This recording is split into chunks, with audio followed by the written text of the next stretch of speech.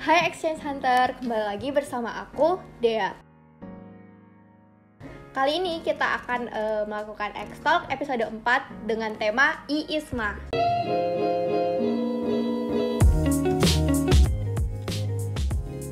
Nah, kali ini kita akan kedatangan tamu, ada Mas Tio dan juga Kak Agita.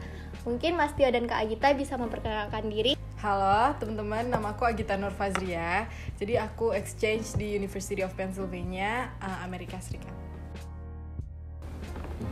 Halo, nama saya Muhammad Dija Satrianto atau akrab dipanggil nama Tio dari angkatan 19. Dan saya mendapatkan beasiswa di University of Warsaw, Polandia. Wah, keren banget ya kakak-kakak ini. Nah, langsung masuk pada pembahasan aja ya mungkin Kak. Sebenarnya apa sih I-ISMA itu? Oke, kayaknya dari...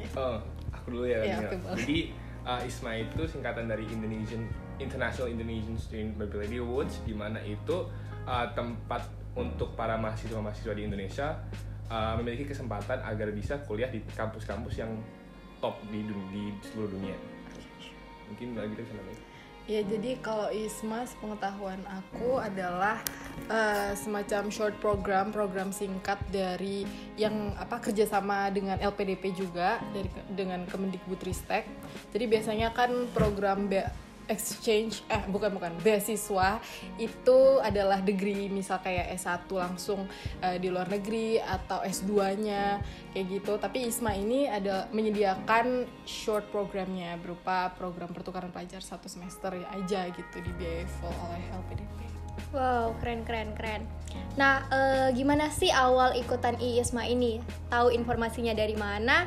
Dan mungkin apa aja sih persiapan kakak-kakak ini untuk mendaftar I-ISMA? Mungkin kalau saya pribadi itu tahu informasi tentang ISMA ini dari orang tua saya terutama. Nah, waktu itu memang program ini kan perdana tuh, nggak banyak yang tahu. Dan ini memang kalau aku bandingin dengan program-program beasiswa yang lain itu beda gitu. Perbedaannya adalah saya sendiri pribadi ngerasa ini lebih istilahnya nggak seketat yang lainnya, dimana tes-tesnya atau tes untuk pendaftarannya itu nggak katanya adalah mungkin ruwet seperti yang lainnya gitu sih. Jadi untuk persiapan aku sendiri sebenarnya udah ada kayak tes TOEFL itu sendiri sebelum aku daftar di program beasiswa ini. Jadi setelahnya udah ada persiapan sebelum ada beasiswa ini, namun ya karena udah ada persiapan sebelumnya, jadi ya saya daftar gitu. Oh, berarti kayak udah tes TOEFL duluan gitu ya? Iya, sebelum ada ISMA sendiri. Beruntung sekali. Kalau aku tahu program ini dari grup chat, dari kayak ada yang nge-share poster di grup angkatan. Terus coba lihat, terus ada webinar sosialisasinya gitu juga, satu kampus dari AGE kalau nggak salah waktu itu. Terus ikutan, terus daftar online. Terus baru ternyata butuh TOEFL, ITP segala macem. Terus ikutlah, tapi karena jangka waktu pendaftaran itu benar-benar mepet, kayak 1 minggu lebih dikit aja. Terus TOEFL ITP waktu itu ikut dari Lepsa, punyanya UNER. Itu kan 14 hari kerja, terus kayak ternyata nggak nutut karena terlalu singkat waktunya. Akhirnya untungnya di universitas yang aku daftar, yaitu University of Pennsylvania, itu menyediakan kayak persyaratannya boleh Duolingo. Jadi aku ikut Duolingo. Nah, itu hasilnya 3 hari kerja, cepat banget. Jadi kayak Duolingo recommended banget. Oh, jadi kalau bedanya Kak Tio ini udah mempersiapkan sebelumnya ya? Emang udah sebelum I-ISMA udah tes TOEFL? Tapi bukan buat ISMA itu sendiri, ada kayak program lain. Tapi untungnya syaratnya hampir sama gitu ketentuannya, jadi sekalian aja ISMA. Nah, kalau Kak Gita ini baru menyiapkan tes Duolingo. Iya, jadi tes TOEFL dulu, ITP dulu. Sebelumnya tuh pernah IELTP, cuman kayak itu nggak berlaku di program ini gitu. Jadi adanya cuma TOEFL ITP atau Duolingo. Jadi baru ikutan setelah tahu ada program ini. Oh iya, membahas tentang TOEFL, Duolingo dan lain-lain. Apakah di tiap negara persyaratannya itu harus ada ini Kak? Ada tes bahasa Inggris semacam begitulah? Apa dulu ya? Pasti ada sih, karena kecuali kita daftar pertukaran domestik di Indonesia aja, itu kayaknya nggak mungkin ada TOEFL, karena buat apa juga. Tapi kalau karena kita mau belajar sesuatu dengan bahasa orang lain, bukan bahasa ibu kita, maksudnya bukan bahasa emak kita, tapi bahasa gak canda ya, intermezzo, I know you guys know already. Tapi kayak bukan bahasa apa namanya yang kita pakai dari lahir gitu. Jadi pasti ada buat kayak apa standarnya di sana, exchange student, international program itu mereka nggak mungkin pakai, misal kalau yang di Spanyol atau di mana nggak mungkin pakai bahasa di negara itu, jadi di generalisasi pakai bahasa Inggris semua gitu biasanya. Iya benar sih kata Mbak Gita. Mungkin salah satu yang bedakan adalah mungkin syarat nilainya seberapa gitu. Setahu saya di University of Warsaw itu 550, sedangkan dari teman saya yang ada di lupa lah di universitas mana, di negara mana, tapi dia itu memang ada syaratnya 580 ataupun 600. Jadi itu nanti balik lagi ke kalian mau milih kampus yang mana. Dan dibaca dulu juga itu syaratnya, ketentuan untuk masuk kampus itu minimalnya berapa, mau baik itu TOEFL ITP ataupun dari Duolingo itu sendiri. Jadi buat para exchange hunter yang mungkin mau ikutan IISMA bisa nih mempersiapkan tes TOEFL ataupun tes Duolingo dari jauh-jauh hari. Jadi nanti pas pendaftaran nggak mendadak. Ada beberapa tahap sih Kak di IISMA ini. Jadi setahu saya nih waktu tahap-tahap untuk seleksi ISMA itu yang pertama ada verifikasi berkas, di mana itu kalau nggak salah itu ada essay-nya ya Mbak ya. Iya. Ada essay kita, motret kita, dan istilahnya nilai kita selama kita kuliah, dan semester 1 sampai 4 kalau nggak salah, di semester 5-nya berangkat. Yep. Nah, baru setelah itu baru kita melihat apakah kita itu lolos di seleksi berkas tadi. Mungkin bisa dilanjut sama kita. Iya. Terus abis verifikasi berkas kita ada kayak pertanyaan-pertanyaan untuk dijawab berbentuk esai gitu, yang mana nanti bakal dibahas juga waktu interview. Karena setelah administrasi, verifikasi berkas, terus esai, terus baru interview, terus pengumuman final. Wow, berarti kurang lebih ada 3 tahapan ya. Yep. Dan mungkin beberapa exchange hunter ini tuh penasaran sama tahapan yang paling terakhir, yaitu interview. Nah, apakah interviewnya menggunakan bahasa Inggris ataupun bahasa Indonesia? Lalu siapa sih yang menginterview kita Kak? Jadi yang interview kita itu tim Pokja, kelompok kerja dari Kemenristek Dikti, pokoknya dari acara ISMA ini sendiri, kayak mereka bentuk kepanitiaannya gitu seluruh Indonesia dari dosen-dosen univ gitu, terus nanti saling interview mahasiswa universitas mana kayak gitu-gitu. Jadi kita nggak mungkin dapet dosen dari universitas kita, terus interview pakai bahasa Inggris. Iya, mungkin juga bentuk pertanyaannya itu kayak alasannya kenapa kita mau milih kampus ini, dan salah satu pertanyaan mungkin yang beda itu sih nanti apa kontribusi kita nanti ketika kita udah balik buat Indonesia. Jadi istilahnya apa yang nanti kita bisa berikan lagi, baik itu ke kampus kita atau lingkungan kita gitu sih. Wow, menarik. Jadi nanti nggak bahas motivasi aja ya, tapi juga life after exchange gitu. Wow, menarik. Nah, beralih pada pertanyaan selanjutnya itu kan for your information, Kak Tio ini kan tadi diterima di Poland ya Kak, lalu Kak Gita di US. Nah, kenapa sih memilih negara ini? Mungkin bisa dimulai dari Kak Gita.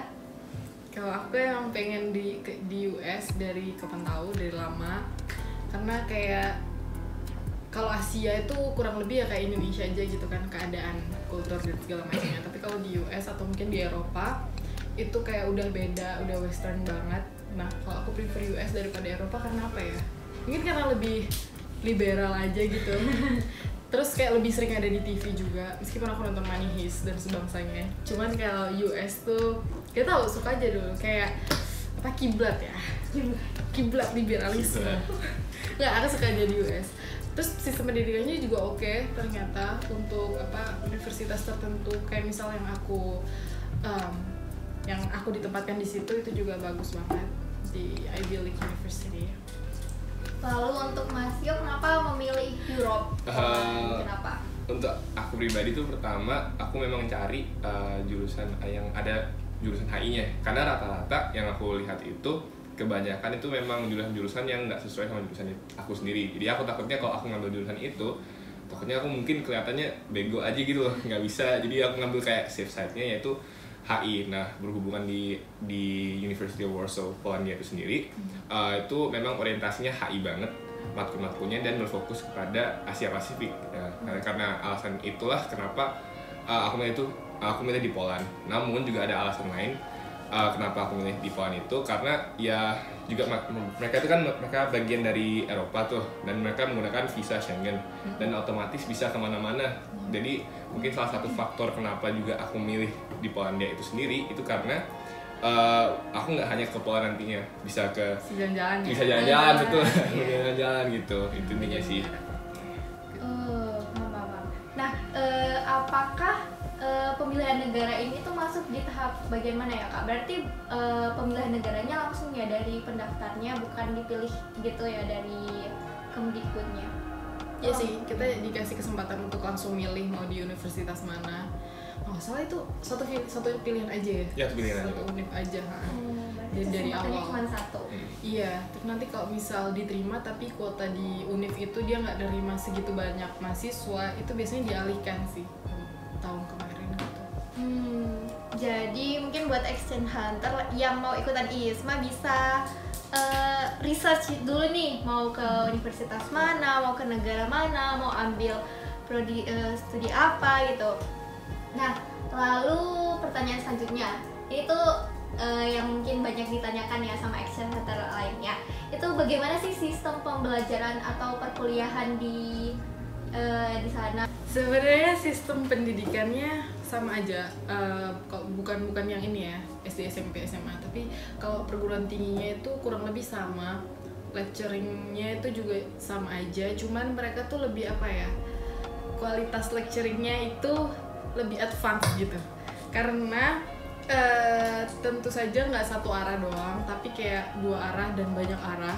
Karena setiap ideas yang keluar dari pikiran kita itu sangat dihargai, dan itu jadi bikin mahasiswanya tuh lebih apa ya, engage dengan diskusi, dengan kelas, dengan arah topik pembicaraan kita di minggu itu, dengan apa materi-materi RM, buku-buku yang emang kita udah ditugaskan untuk baca dan untuk nantinya dibahas gitu hasil bacaan kita itu.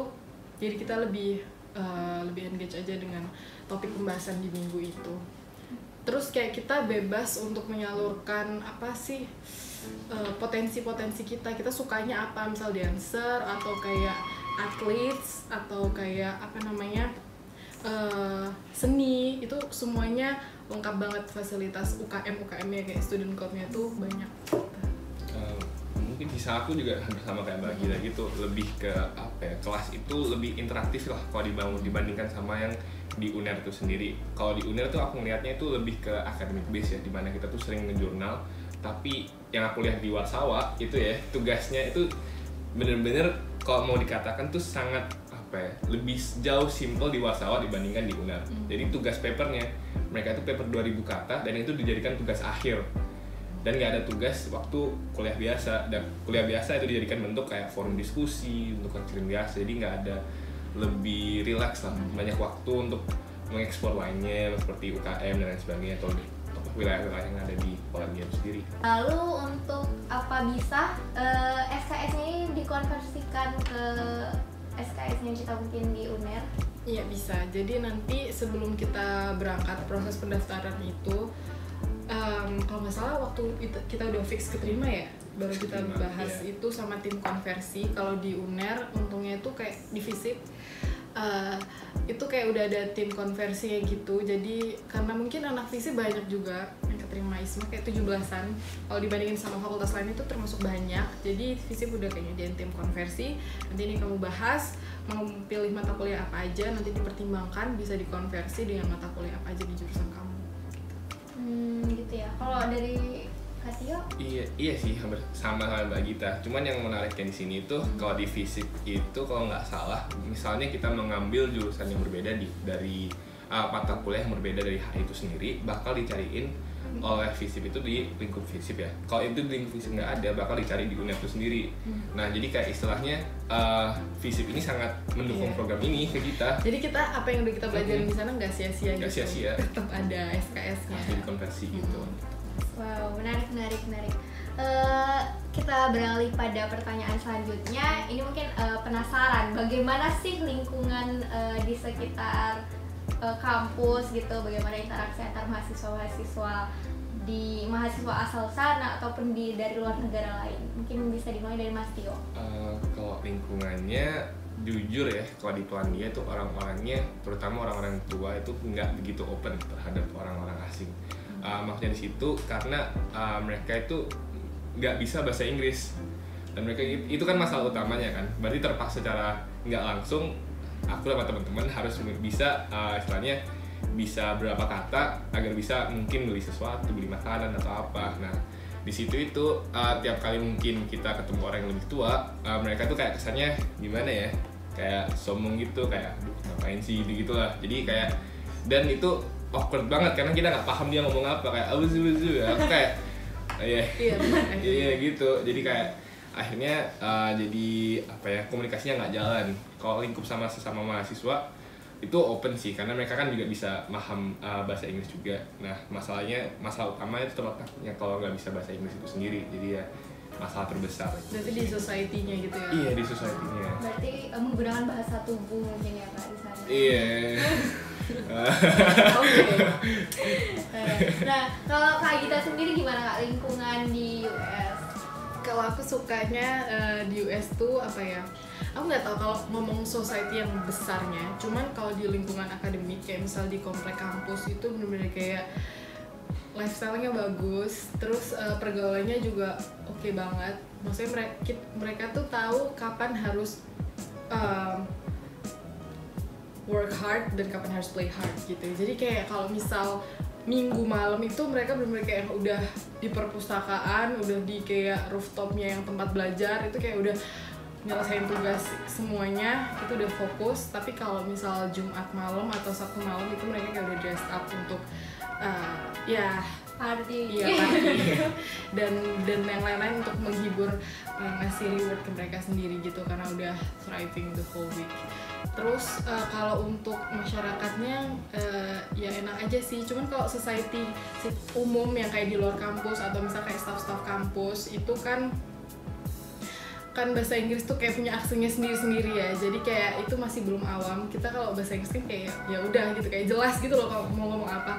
Cuman kayak beberapa tuh karena apalagi pakai masker itu kayak jujur susah sekali dimengerti. Terus kayak butuh diulang-ulang, tapi ya nggak apa-apa, itu kayak melatih listening juga. Seru sih. Sama aku mau nyinggung masalah satu permasalahan yang mungkin bisa sering dijumpai di negara lain, terutama bagi kita nih orang-orang Asia, yaitu rasisme, apalagi di Eropa atau di Amerika Serikat. Kak Tio atau Kak Gita sendiri itu pernah nggak sih mengalami hal itu? Mungkin Kak Tio atau Kak Gita? Oke. Nah kalau aku sendiri alhamdulillah nggak pernah, atau kayak diskriminasi berdasarkan apa sih atribut religion gitu, nggak pernah. Di sana yang jilbaban juga nggak banyak. Terus di sana kalau masalah diversity itu diverse banget, banyak ras misal kayak Tionghoa atau kayak dari Asia gitu banyak. Terus kayak African American itu juga banyak di lingkungan kampus. Jadi kayak masalah ras itu udah kelar. Tapi pernah ada satu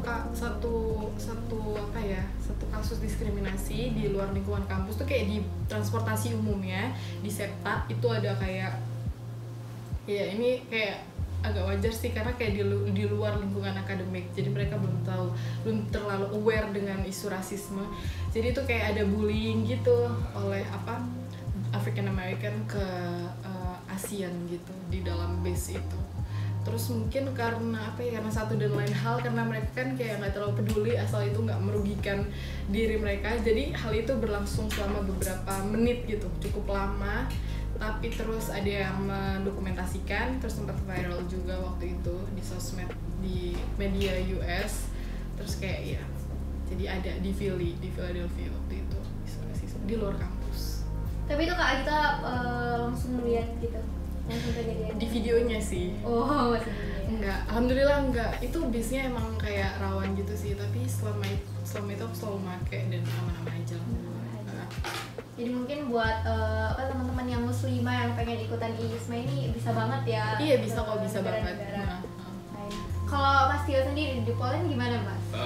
Sebenarnya kayak berbanding terbalik ya sama negara kita. Iya, jadi di Poland itu agamanya kan Kristen Ortodoks dan mereka itu orangnya masih kayak istilahnya konservatif.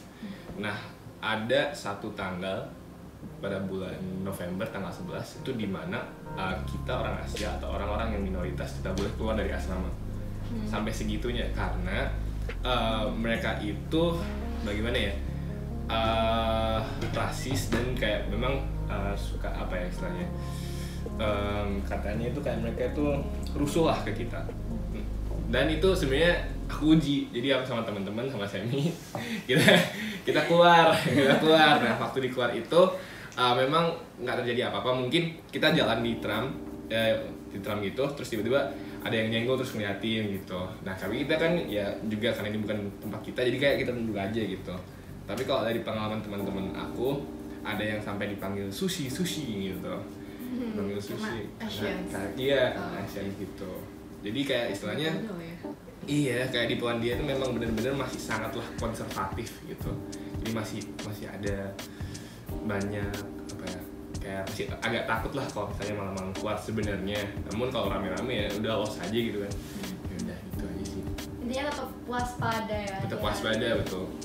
Tapi Mas Tio ini sangat berbeda, mau uji nyali. Suka tantangan. Iya, suka tantangan sepertinya. Pengen tahu. Nah, lalu ke pertanyaan selanjutnya, apa aja sih yang Kak ini dapatkan dari student exchange ini? Mungkin dari Kak Gita? Oke, boleh. Suka duka. Kesan dulu aja kali ya, gampang general. Jadi kayak yang paling berkesan adalah budaya serba cepat. Bukan kayak resto cepat saji, cuman kayak hustle culture-nya itu beneran kayak mengajarkan apa ya, kalau kita itu emang harus disiplin waktu itu nomor satu. Karena kayak misal pun kamu nggak terburu-buru, kamu nggak tahu kalau orang lain itu banyak gitu loh yang dikerjain mereka tuh untuk pay the bills ya. Itu adalah orientasi orang sana gitu, kayak kita harus kerja sekeras mungkin 9 to 5 untuk bayar tagihan, bayar pajak, karena pajaknya di sana mahal banget, biaya hidup mahal banget. Jadi kita harus menghargai waktu, bukan kita sendiri tapi waktu orang lain juga gitu. Jadi kalau janjian at least harus on time. Nah itu mengajarkan satu hal yang paling berharga kalau dibandingkan dengan Indonesia.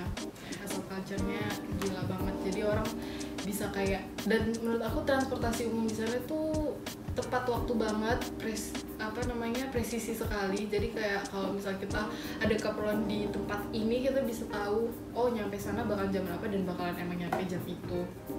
Nah sayangnya Indonesia nggak punya transportasi umum yang selengkap itu, belum sampai di kota-kota di luar Jakarta gitu. So apa lagi ya, kalau Indonesia baiknya karena apa ya, budaya keramahannya itu kalau dibandingin sama di US itu bedanya, orang sana sangat individualis seperti yang kita tahu. Jadi kayak bodo amat sama orang lain mau jungkir balik kayak gimana, kalau itu nggak ganggu dia, personal space-nya dia, ya terserah gitu kan. Tapi ya itu kalau ada apa-apa itu kayak orang-orang jarang gitu ada yang peduli gitu. Kalau misalnya dia sampai pingsan gara-gara kedinginan atau apa, no one cares. Terus itu jeleknya di situ. Kalau terlalu individualis lagi ya, banyak sih sebenarnya lingkungan baru tentu saja kayak di luar Indonesia. Ternyata dunia itu luas. Ternyata kita bisa belajar lebih banyak dari point of view-nya orang-orang lokal langsung di sana, terus sama professors di sana, lecturers-nya. Mereka juga banyak tanya-tanya ke kita, oh di Indonesia kayak gimana, kayak gitu-gitu. Tiap daerah di Polandia itu beda. Misalkan kalau di Warsawa disiplin waktu, terus mereka orangnya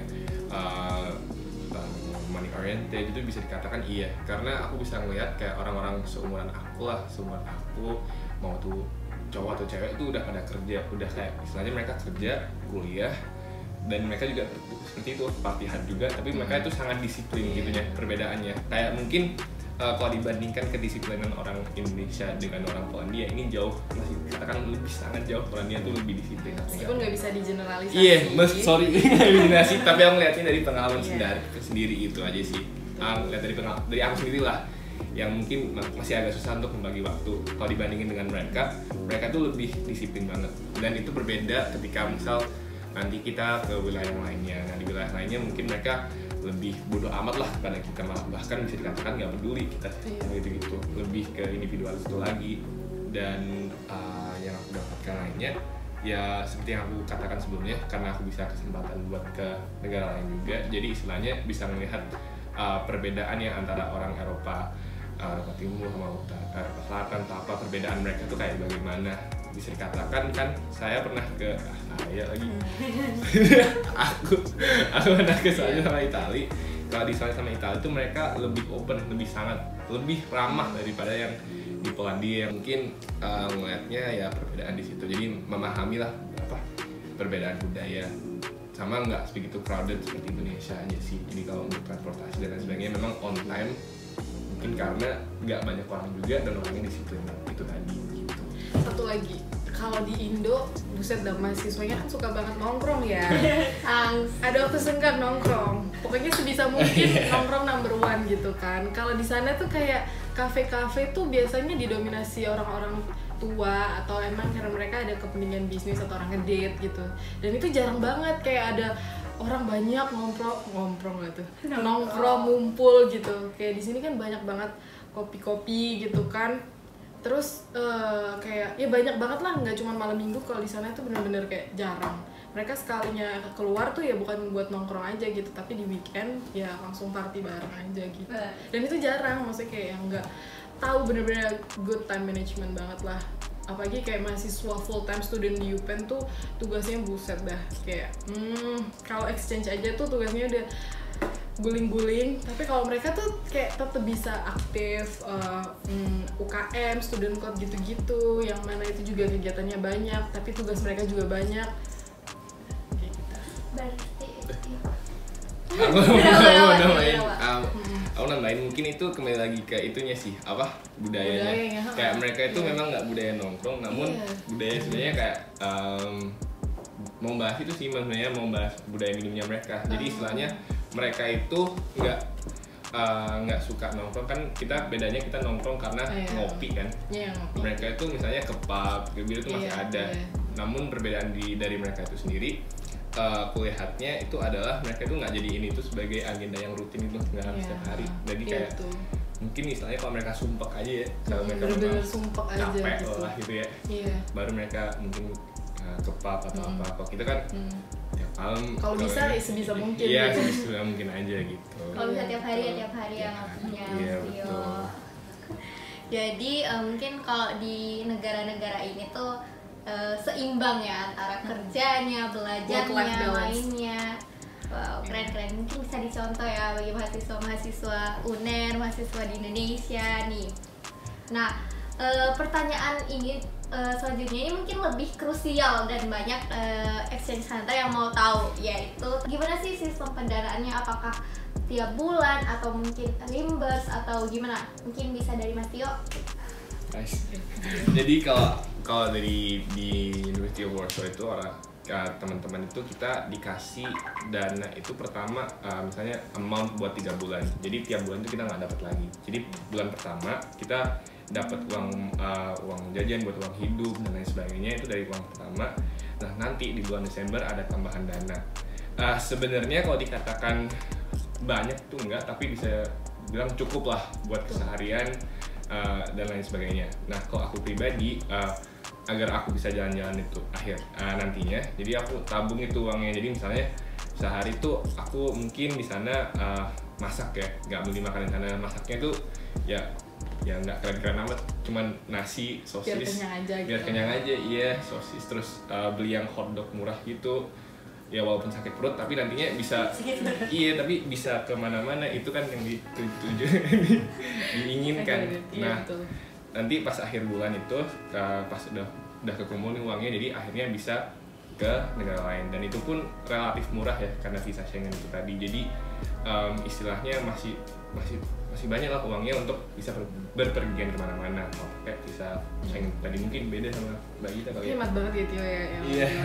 Kalau aku udah kayak udah merencanakan rundown buat jalan itu keluar state itu udah dari kayak 2 minggu awal settle tuh, itu kayak 2 minggu kemudian tuh kayak langsung ke Washington DC.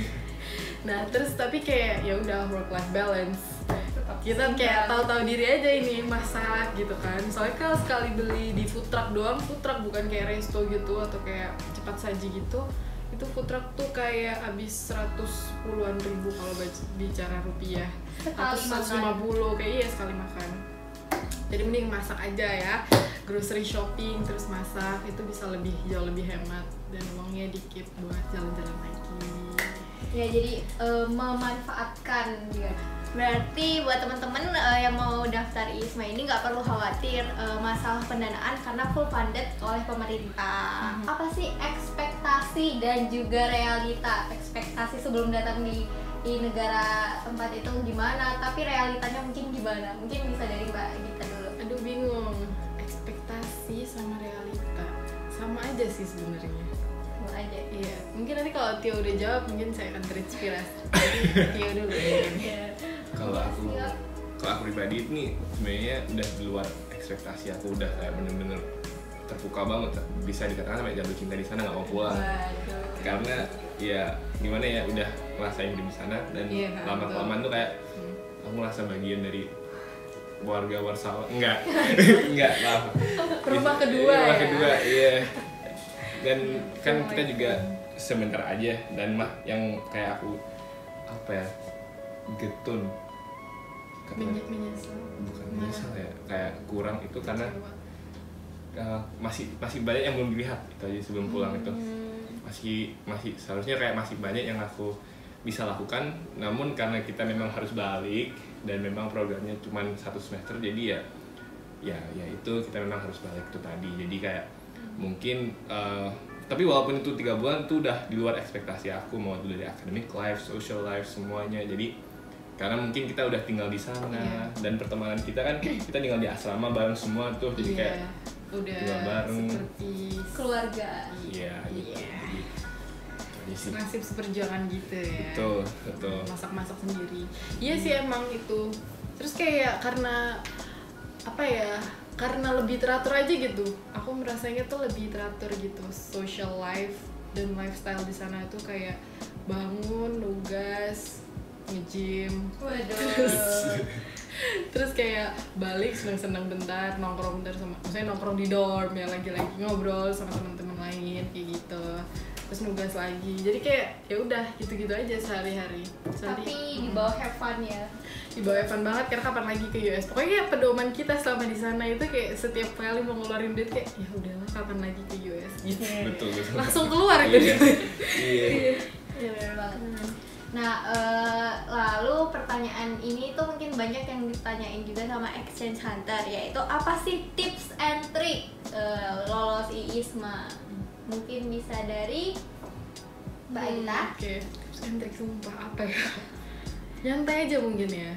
Tapi tetap kayak soalnya apa ya? Jangan nyantai sih sebenarnya, seriusin aja apa yang kalian lakukan gitu. Harus tahu kalian mau apa enggak sebenarnya ikut program ini. Kalau mau ya harus niat, berarti kan intinya dari mulai ngumpulin berkas, karena misal kayak sesimpel ngumpulin berkas aja itu perlu apa ya, perlu effort gitu loh buat ke kampus, atau misal mungkin ngurusnya online, cuman itu takes time gitu, harus sabar ngurus, ngajuin buat surat rekomendasi, terus daftar buat TOEFL-nya, daftar buat lain-lainnya tuh harus apa sih bahasa Indonesianya, telaten tuh kan masih Jawa ya, harus ya pokoknya itulah ditekuni bener-bener mulai setiap tahapan ininya. Karena kalau misalkan udahlah nanti aja mepet deadline, toh deadline-nya masih lama, nah itu bakalan kayak apa sih, secara nggak langsung mensugesti kalian ngerjainnya nggak maksimal. Nah itu nanti juga akan tentu mempengaruhi resultnya kayak gimana. Terus untuk esai itu kalau bisa ngerjainnya jangan mepet deadline, karena itu butuh banyak waktu untuk kalian jawab pertanyaannya tuh nggak ngasal jawab, karena itu memerlukan representasi kata-katanya itu loh, susunannya tuh kalau bisa jangan boring gitu, perlu banyak baca buku juga kalau bisa, biar pemilihan katanya tuh gak kelihatan itu aja, karena pasti pokjanya tuh tahu gitu. Terus untuk interview santai aja nggak sih, yuk? Iya, santai aja. Santai aja, kayak yang penting kalian udah punya beberapa insight gitu tentang pertanyaan-pertanyaannya nanti. Jadi kalau misal flow pertanyaannya itu nggak kaku, nggak nggak terformat gitu, kayak berdasarkan jawaban kalian, nanti pertanyaannya itu kalian bisa kayak improve gitu. Jadi ada jawaban kamu. Mungkin aku bisa nambahin ini sih, kayak banyak sekali ya teman-teman yang nanya-nanya aku, tapi sebenarnya mereka tuh kayak kesannya minder sama kemampuan mereka, kayak mereka kayak jadinya kayak takut dan nggak berani daftar. Iya, padahal aku bilang ke mereka kayak ya sebenarnya nggak usah dijadiin perbandingan sih, udah fokus ke dirimu sendiri. Misal nantinya kamu mau daftar di kampus ini atau apa, ya udah istilahnya beraniin diri aja. Kalau bahasa Jawanya kan tatak aja gitu, berani aja untuk daftar. Itu kan aja.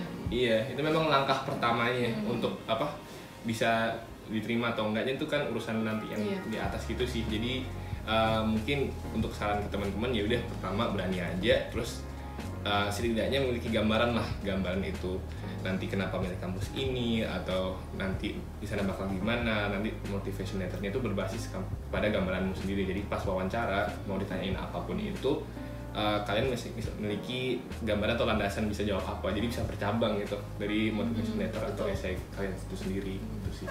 Jadi emang harus dipersiapin ya, harus ada niat, persiapan yang matang, dan juga nggak perlu insecure gitu. Sama satu lagi nih Kak, apakah prestasi itu menentukan kita lolos IISMA atau enggak? Apakah mungkin kalau misalnya kita yang nggak berprestasi ini masih tetap bisa ikutan IISMA atau gimana? Nah sebenarnya kita perlu ngobrolin CV juga nggak? Perlu ya? Oh iya, berarti ada. Kalau menurut aku nggak usah terlalu dipikirin tentang prestasi, yang penting seberapa kalian kayak merepresentasikan diri kalian tuh gimana gitu.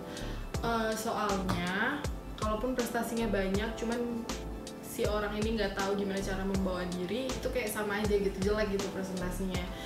Jadi waktu ditanyain di interview tuh kayak kagok gitu, bingung mau jawab apa. Itu kan kayak sama aja, meskipun portofolio itu penuh banget, misal kayak udah internasional kemana-mana. Cuman balik lagi kayak nggak mungkin kan, logikanya prestasi itu adalah nantinya kayak membentuk nih orang tuh bakalan jadi orang yang pintar ngomong atau pikirannya udah luas atau belum. Jadi sebenarnya prestasi bukan tolak ukur kalian bisa atau enggak lolos IISMA ini gitu. Itu berlaku di semua program sih.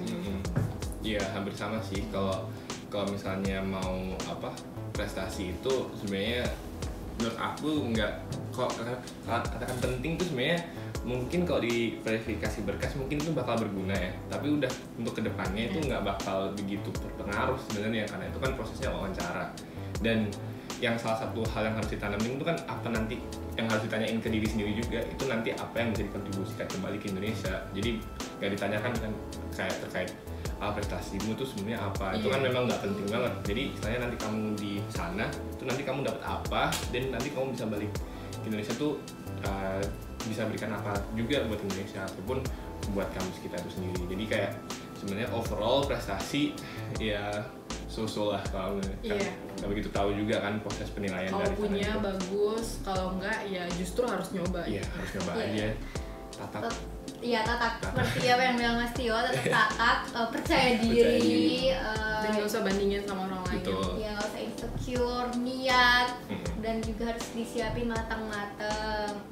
Nah, beralih pada pertanyaan terakhir dan sekaligus juga menutup wawancara X-Talk pada episode kali ini, mungkin dari Mas Tio ataupun Kak Agita mau memberikan sepatah dua kata bagi para calon pendaftar IISMA, mungkin apa aja nih Kak? Mas Tio dulu deh. Oke, apa itu tadi dia? Apa ya buat teman-teman ya, kembali lagi ya, untuk mau daftar, mau itu IISMA ataupun magang ataupun yang lainnya, terlepas dari ini, yang penting tuh sebenarnya berani aja, kayak udah daftar aja, sisanya tuh udah serahkan kepada yang kuasa lah masalah keterima apa enggaknya.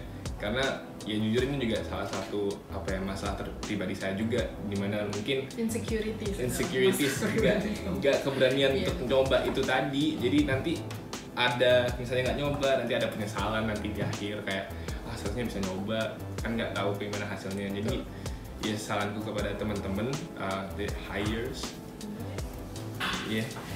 exchange hunter. Ya, para exchange hunter nih. Para exchange hunter, semangat dan ya. Kalau dari aku, nyoba itu perlu banget, karena kalau aku pribadi gitu, itu kayak nyoba banyak banget event dan banyak juga yang nggak keterima, entah karena aku nyobanya asal nyoba atau karena ya emang kurang gitu kan, nggak qualified. Nah itu harus, karena kalau misal kalian insecure terus, itu ya kalian dapat apa gitu, nggak dapat apa-apa, cuman dapat FOMO aja karena teman-teman yang lain udah pada nyoba dan udah ada yang bisa, kalian malah takut nyoba gitu kan. Itu agak konyol, karena meskipun gagal, at least kalian dapat 1 poin pengalaman bahwa ternyata aku di tes program ini ada yang kurang dan ada yang harus diperbaiki gitu. Justru itu akan jadi nilai lebih untuk kalian ke depannya. Mungkin kalau boleh tanya-tanya lebih lanjut bisa menghubungin Kak Tio setelah kita ya, Untung. Mungkin di Instagram kali ya. Ya, nanti kita tuliskan ya Instagramnya. Boleh. Ember. Nah, jadi itu tadi teman-teman video X-Talk pada hari ini episode 4 tentang IISMA. Nah, buat teman-teman yang mungkin mau daftar IISMA bisa tanya-tanya sama Mas Tio atau Kak Gita ini lebih lanjut, mau tanya tentang US atau di Poland gimana, bisa menghubungin kakak-kakak kita yang keren ini. Lalu untuk info IISMA sendiri tuh bisa didapetin di mana ya Kak Gita? Bisa di untuk mahasiswa UNER itu bisa lihat di Erlangga Global Engagement, itu di highlightnya tuh udah banyak banget. Kalau untuk program-program sebelumnya itu ada banyak, tentang Duolingo bahkan juga ada di highlight. Terus di feeds-nya itu juga banyak program yang akan datang. Nah, itu dia. Jadi jangan lupa daftar IISMA di pertengahan tahun ini mungkin ada. Dan juga nonton video ini ya biar tahu tips and trick lolos IISMA. Nah,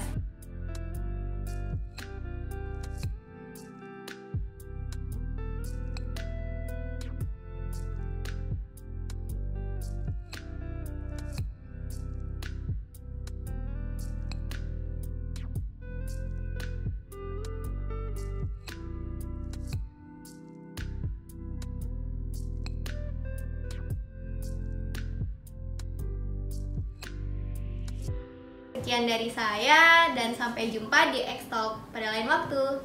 Terima kasih.